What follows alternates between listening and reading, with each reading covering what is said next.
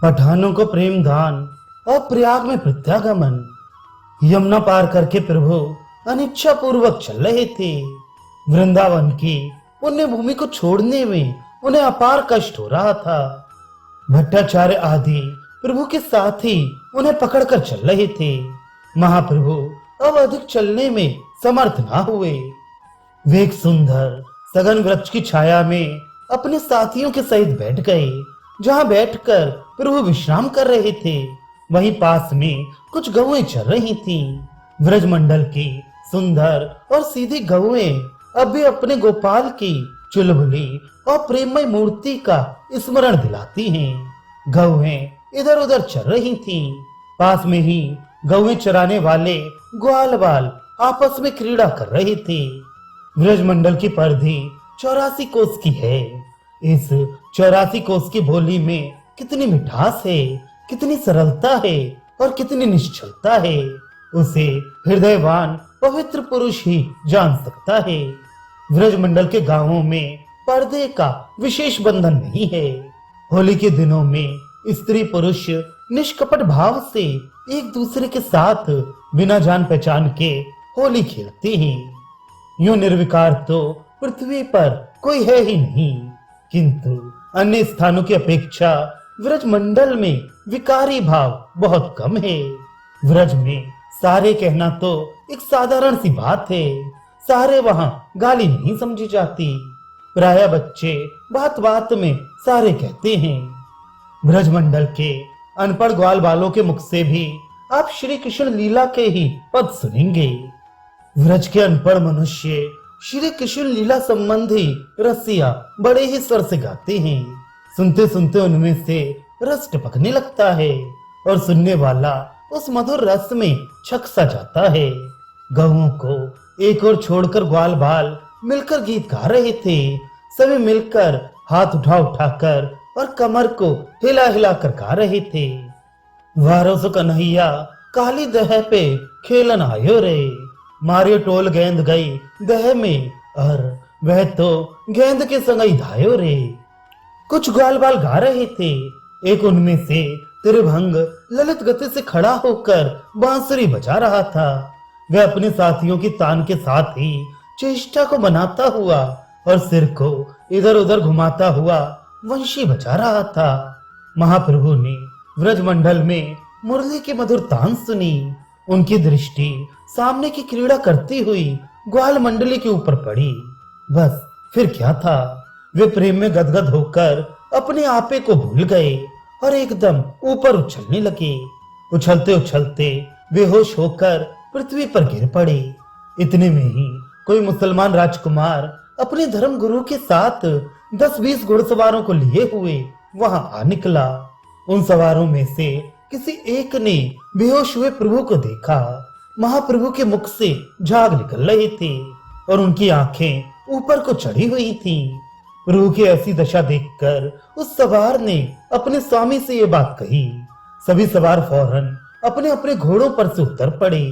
महाप्रभु के अद्भुत रूप लावण्य युक्त दिव्य चेहरे को देखकर सभी हठात उनकी ओर आकर्षित हो गए और उन सबके हृदय में प्रभु के प्रति प्रगाढ़ प्रेम उत्पन्न हो गया। उन्होंने समझा कि इस सन्यासी के पास कुछ द्रव्य होगा। उसी के लालच में इसके साथियों ने इसे धतूरा दे दिया है। ये सोचकर उन सवारों के सरदार ने प्रभु के सभी साथियों को कसकर बांध लिया और कहने लगे, यही इनका कत्ल कर डालो। कत्ल का नाम सुनते ही बंगाली भट्टाचार्य महाशय तो सिटपिटा गए। बंगालियों की ढीली धोती वैसे ही मशहूर है।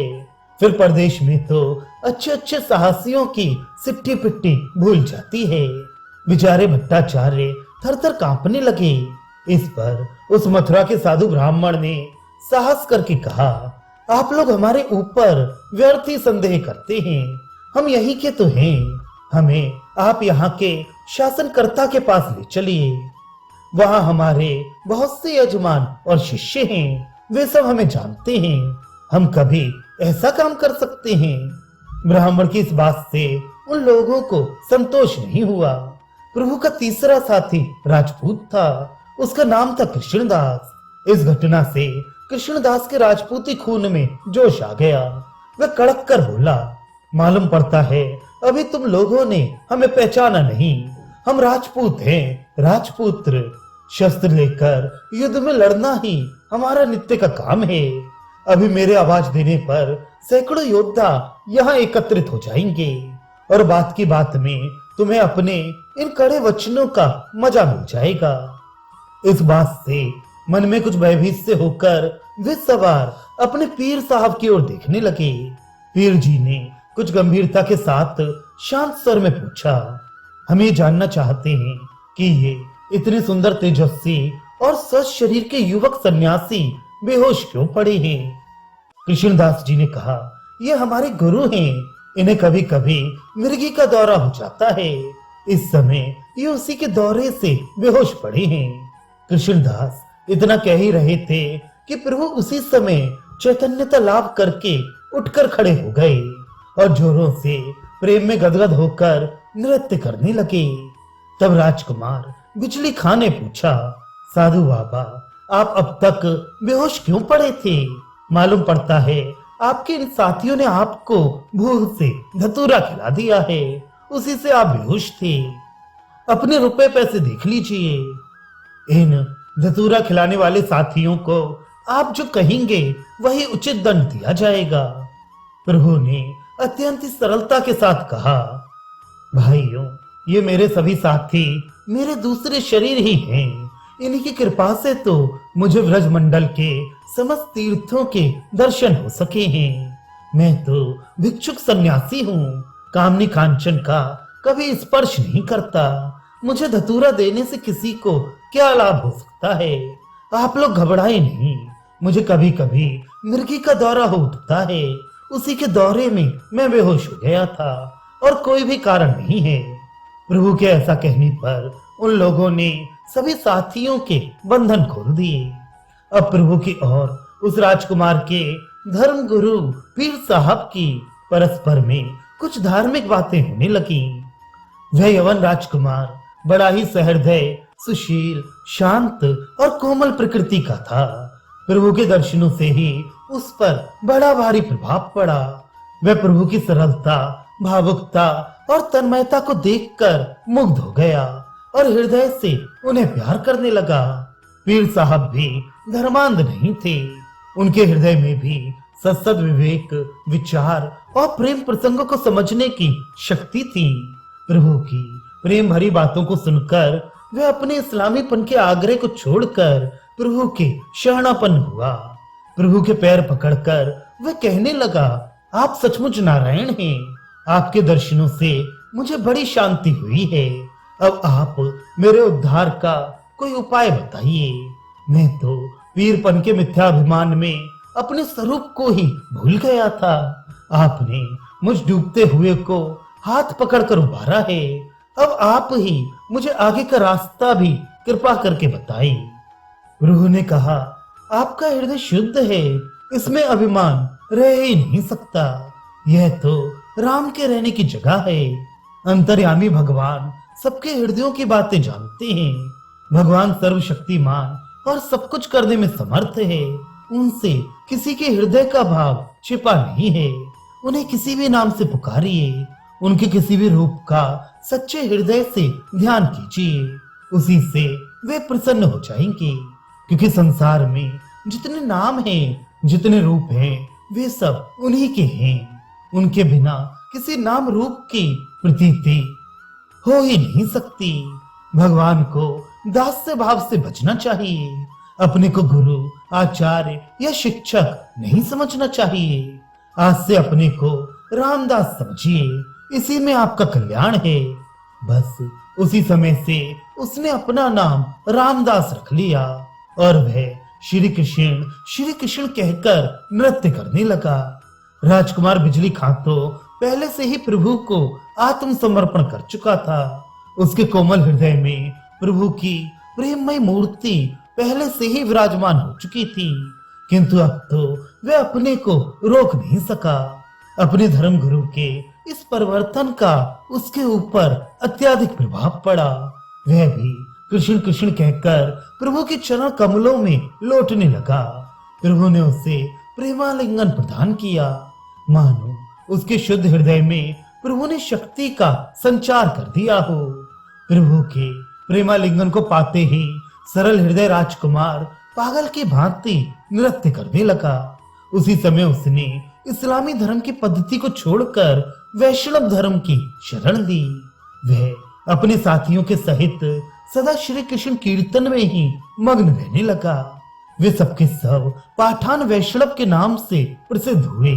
उनका एक अलग दल ही बन गया। बिजली खां हिंदुओं के जिस तीर्थ में भी जाता, वही वैष्णव लोग उसके भक्ति भाव से संतुष्ट होकर उसका अत्यधिक आदर करते। इस प्रकार पठानों को प्रेमदान देकर प्रभु गंगा जी के किनारे शहरों में पहुंचे। शहरों में गंगा स्नान करके प्रभु बड़े ही प्रसन्न हुए। उन्होंने अपने साथी कृष्णदास को तथा उस माथुरिया साधु बाबा को वहीं से लौट जाने की आज्ञा दी। इस पर वे प्रभु के पैर पकड़कर रोते रोते कहने लगे, प्रभु, यदि आप हमें सदा अपने पास रखना नहीं चाहते तो प्रयाग तक चलने की आज्ञा तो अवश्य ही दीजिए। मकर की संक्रांति का स्नान करके हम लौट आएंगे। प्रभु ने उन दोनों की विनती स्वीकार कर ली और आप अपने सभी साथियों के सहित भगवती भागीरथी के किनारे किनारे प्रयाग की ओर चले। गंगा जी के किनारे के प्रायः सभी ग्राम गंगा माता के प्रभाव के कारण बड़े ही शुद्ध पवित्र होते हैं। उन ग्रामों के प्रायः सभी गृहस्थ साधु महात्माओं को बड़े ही श्रद्धा के साथ भिक्षा देते हैं। इसलिए अच्छे अच्छे विरक्त साधु महात्मा राजपथ से कभी यात्रा नहीं करते। वे निरंतर माता का दर्शन करते हुए और माता के अमृत तुल्य जल का पान करते हुए गंगा जी के किनारे किनारे ही विचरण करते हैं। गंगा जी के किनारे किनारे यात्रा करने में पग पग पर प्रयाग का फल मिलता है। गंगा जी के किनारे को साधु महात्माओं का राजमार्ग ही समझना चाहिए।